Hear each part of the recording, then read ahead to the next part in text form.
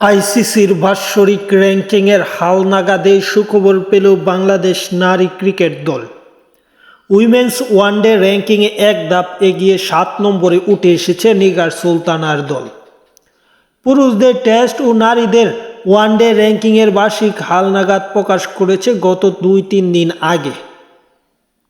এই হালনাগাদে 2025 সালের মে মাস থেকে দলগুলোর পারফরমেন্স বিবেচনা করে 100 এবং আগের 2 বছরের পারফরমেন্স বিবেচনা করে 50 পয়েন্ট দেওয়া হয়েছে।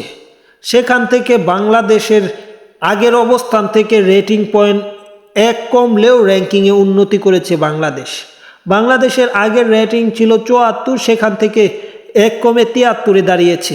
অপরদিকে পাকিস্তানের রেটিং 3 কমে যাওয়ায় 72 পয়েন্ট নিয়ে মূলত পাকিস্তান 60 থেকে 8 নম্বরে নেমে গেছে। সেই সুযোগটা কাজে লাগিয়ে 8 থেকে 7 নম্বরে উঠে এসেছে বাংলাদেশ নারী ক্রিকেট দল। মূলত র্যাঙ্কিংয়ে সমানই 1 পয়েন্ট বেশি।